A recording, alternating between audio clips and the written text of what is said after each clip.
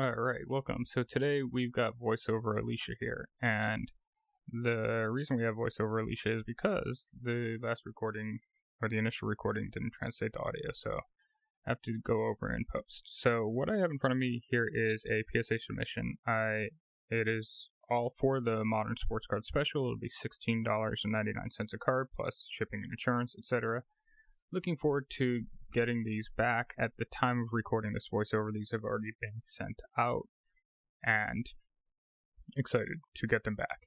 In the background over there, you can see me pointing out the Pistons starting five. I have, from the left to the right, I have Tayshaun Prince, I've got Rasheed Wallace. In the middle, I've got Ben Wallace. To the second from the right, I have Rip Hamilton. To the right, I have Chauncey Billups. All of them, except for Ben Wallace, are the Topps Chrome X Fractor out of 220 from the 2003-2004 season. The one in the middle is the Ben Wallace. That one is the Topps Chrome Black Refractor. That one's numbered out of 500, and you'll see a little bit later how that's relevant. So this first card is a 2021 Donruss Optic rookie of Cade Cunningham. This is the blue fast break parallel. You can see right on the bottom left over there, numbered out of 50. I was very surprised to see this on auction, was very surprised to see this price as low as it was, and just had to grab it when I saw it. I think I maybe spent 50 or 60 bucks on it. And if you know the ceiling of that kind of card, that's an insanely good deal. So over here, this is Jalen Duren. This is the Select Future rookie insert, and this is the silver. These are extremely short printed, so this is one where I think a lot of people don't realize that some of these select inserts and the silver parallels of them are extremely short printed, and therefore long term the population reports on them are going to be extremely low. And so these are ones that I've actually sent in the Cade as well as the Jaden Ivey of these, and I've gotten an 8 and a 9 on them. I think there's not 100% sure. I think there's centering issues on them. This is the 2006 Topps Chrome Tom Brady Own the Game insert. Some of these earlier Brady Topps Chrome cards, even if they're the base version the way that this is, can actually be decently valuable in a PSA 10. When I say decently valuable, we're not talking thousands of bucks, but somewhere in like the $100 to $250 range pretty consistently. This is just one that it looks great. It's got a great design. Again, with some of these earlier inserts, it's tough to expect a 10 when you send them in. I thought the pictures looked good originally. I thought it looked good in hand when I was prepping it for grading. So I do have an outside hope of this getting a 10. There's nothing that's saying that it shouldn't, but as you guys know with PSA, you can send in cards that you thought were all perfect, and you'll still get a bunch of 9s. So excited about this one. If it gets a 10, I'll keep it. If it gets a 9, I'll sell it. This is a 2011 Topps Chrome J.J. Watt rookie, guaranteed first ballot Hall of Famer. This is a little bit similar just because this era, like the early to mid 2000s era of sports cards, a lot of the print runs were a lot lower. So while nowadays, if you sent in, or if you looked at the population reports for base cards, you would see that there would be thousands of them graded. In this era, there just weren't as many of them printed, so there's not as many of them graded. So I got this for $1 or $2 at a sports card show. It's nothing crazy valuable. It's not something that I'm personally going to collect, but good trade bait, or if I wanted to auction it, I'd be able to do that. This over here is the Donruss Optic Rookie Holo of Jalen Duren. The Optic Holo is one of the go-to rookie cards for a player. It's one of the ones that, when you're trying to kind of establish a baseline and you're not necessarily going into the extremely high-end number parallels. And you saw there I also had the Cade Cunningham Optic Holo as well. Another card that is a kind of baseline part of a collection for a player is the Silver Prism. So this is the 2021 Cade Cunningham Silver Prism. And I think I'm seeing some condition issues that I'll take a quick look at here.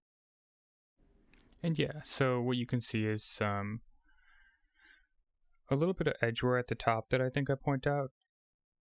But the 2021 prisms are also notoriously off-center, left to right, so it's something to be mindful of. This is one, and it's why I haven't bought a lot of these silvers, just because of those condition issues. And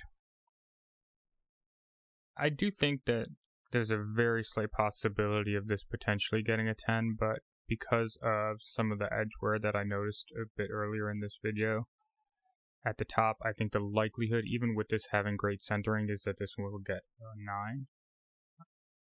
And I think I do show it a little bit closer up for some of the edgeware. But now what we're going to be doing is we're going to be taking a look at the contrast between this one, the silver prism, and then the one on the left, which is the hyper prism. So the silver prism you can pull from any prism product, from the most inexpensive $10 retail value pack all the way up through the blasters, through the retail boxes, through the hobby boxes, to the first off the line hobby box. Now the prism, or the hyper prism on the left here, you can only pull from hobby boxes, both the regular as well as the first off the line version. So it's a much more short printed card. And even though generally in today's market the silver outsells the hyper, I think long term, as today's generation of collectors becomes more sensitive to graded population reports, and they look at the silver prism having 1,000, 2,000 of them graded, and the hypers maybe only having a couple hundred, I think that value and the valuation is going to shift. Although at the end of the day, this is something where if popular demand prefers the silver, then that will stay that way. But I think that especially with more mature collectors, they will be paying a lot more attention to population reports in the way that we're seeing that happening in the Jordan market. And I think this is a great example of a card that currently might be more valuable, but long term could lose value in the silver, in contrast to the hyper that I think currently maybe is a little bit less valuable, and the gap's not that big, but long term could improve. Again, the centering this year is pretty tough, but this is one that I thought looked great. I've been very picky with buying these silver prisms just because of the centering from 2020, 2021. 2020 centering is also bad. 2022 and 2023, they improved it a little bit. And what you'll see is, in the same way that I have the contrast here, I have a very similar contrast from the Optic product right over here. So on the left, you have the Cade Cunningham rookie Optic Hollow. And then on the right, in my right hand over there, you have the insert. It's the rookie's insert, and that's the Optic Hollow as well. And it's the same kind of situation. I think you can pull the rookie's insert from any part of the product. I don't think it's hobby boxes only, but they are significantly more short printed than the regular Optic Hollow. And so it's a similar situation where right now the Optic Hollow is much more desirable compared to the rookie's insert hollow. But I think long term, as collectors mature and start to realize just how many of those are, we're going to see that while demand will still be strong, because the Optic Hollow, in the same way the Silver Prism, is kind of like a very easy baseline card. If you want to get a feel for a player's market, you can track it and use that. Just because there's enough of them, there's enough transaction value. I think the reality is that some of the more rare versions, like the Optic Rookie's Insert Hollow, will become a little bit more valuable over time. But as of right now, the regular Optic Hollow definitely takes the cake. Although, again, the gap isn't massive, but very similar to the contrast between the silver and the hyper in the prism set. This is Alperen Şengün for the Rockets. This is one of his rookie cards. This is from Select, and this is the Premier level. The Select product is broken down to 3 different levels. There's the Concourse, there's the Premier, and then there's the Courtside. So this is the second level, the Premier. This is the silver parallel of it. Not a crazy card. I think there's not a lot of sales volume on this, but similar cards to this sell for around $50 to $60 right now. He's nicknamed Baby Jokic. He has a similar playing style to Jokic or Sabonis, like the EuroLeague big men who come to the US and are very polished. He's shown really everything that you would want to see from a young player. He's obviously not on a great team on the Rockets, but this is a card, I think I got it at a card show for just $1 or $2, and happy to include it in the submission. This year's Select can be a little bit tough on the centering, but that one looked fairly good. This is a 2012 Topps Chrome Black Refractor out of $2.99 of Patrick Willis. Obviously not a rookie card, but recently inducted into the Hall of Fame. I've got a friend who's a huge 49ers fan, so I'm hoping that I can get a 10 on this so that I can give it to them as a present. They're not really in the card space, but I just want to do something nice for them. So going to get this graded. If it comes out as a 10, I'll give it to them as a present. If it's a 9, I'll just go ahead and sell it. Now, I know earlier in the video, and you can see me pointing it out, I pointed out that I had 4 of the 5 Pistons starting 5 in the Topps Chrome X Fractors out of 220. All 5 of them over there are PSA 9, including the Ben Wallace black refractor that I pointed out in the middle. But right over here, I have the Ben Wallace Topps Chrome X Fractor out of 220 from that 2003-2004 set. And so my hope is that I can get it graded and at minimum match the 9 grade, but I actually think this has an outside shot at a 10.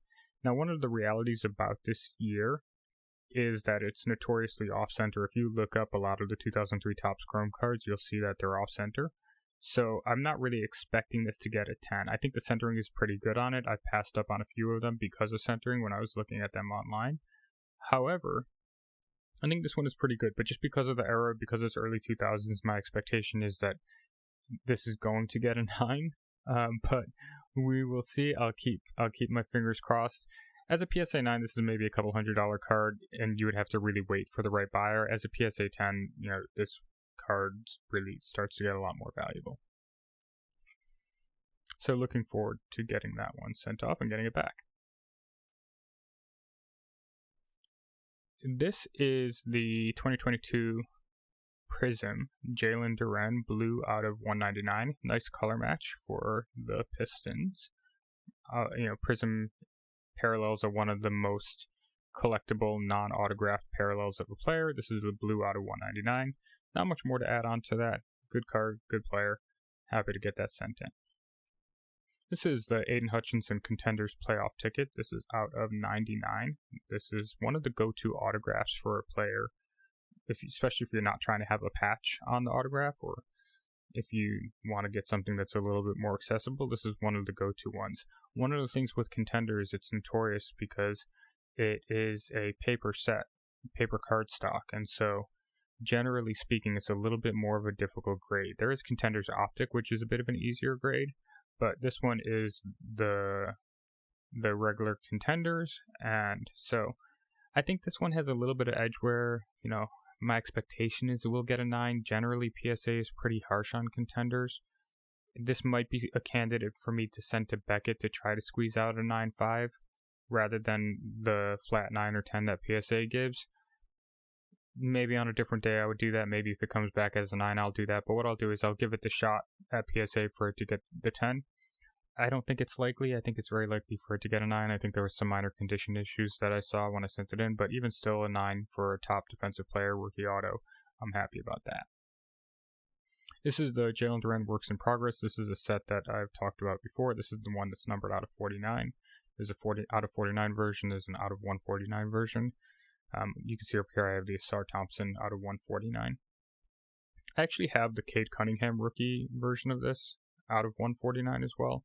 This is a set that I just think is both thematically and design-wise consistently really, really good. Like thematically, the Works in Progress for a rookie card just really makes sense, and I think that they do a great job with the minimalistic design. So I wanted to send in the Jalen Duren. These two cards are the Asar Thompson Topps Chrome Overtime Elite rookie cards. So these are from 2021, and this is one of the first products that Topps did once they started to kind of get back into basketball as they were getting the basketball licenses. So the Overtime Elite League, which was just, has been just a niche league where both Asar and Amen Thompson came out of, instead of going to college, ended up making a Topps Chrome product. And these are the first ever on-card autographs for both Asar and Amen Thompson. So I don't have the Amen Thompson autographs. These are the Asar Thompson autographs. Really happy to get these sent in. I think when you look at cards like a Bowman Chrome first in the baseball market and how those are some of the most collectible cards for a player, I think this will be somewhat similar long term, because there are people who want to collect the first ever card of a player, and I'm one of those people. So these are 2 of them numbered out of 99. Got a good deal. There was a guy who had 2 of them listed in one listing, so thought I would just go ahead and grab that. Got these a couple months ago. Happy to include these in this submission. And this is an early Tom Brady card. So this is from 2002 Topps Chrome. It's the Ring of Honor insert. This is celebrating his first Super Bowl, his first Super Bowl MVP. The refractor version of this is extremely valuable. This is not that card. However, it is a card that I think when looking at, if you made a tier list of like the early non-rookie Brady cards, I think this one would be towards the top. Just because there's not as many cards that are actually in the design celebrating that first Super Bowl and that first Super Bowl MVP. And it's from that era, directly from when it happened, rather than it being a card that was like printed in 2017 and like celebrating that Super Bowl. So this is just a card that I am really excited to send in. One of the things that is important to note, if you look this up on eBay, is that the centering on these can oftentimes be pretty notoriously off. So, especially left to right. So, if you just wanted to buy this card and grade it for yourself, I'd make sure to take a second and look at the centering. There's a lot of them that I passed up on because of the centering issues. I've actually had this as a PSA 10, but ended up sending it off to consignment to pay off for parts of a different order.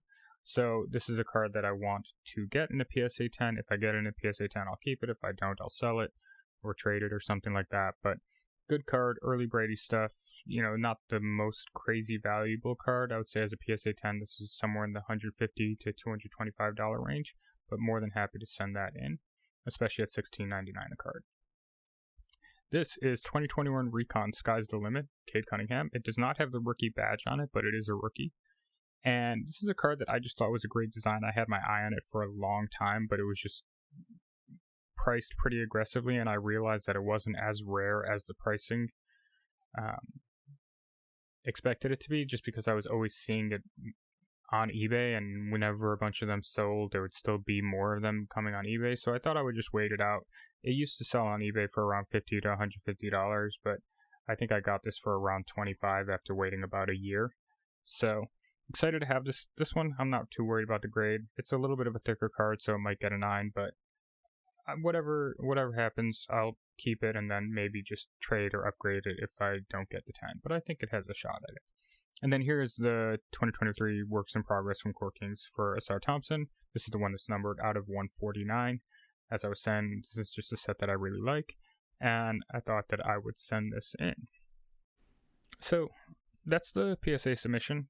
At the time of recording this voiceover, this has already been sent off.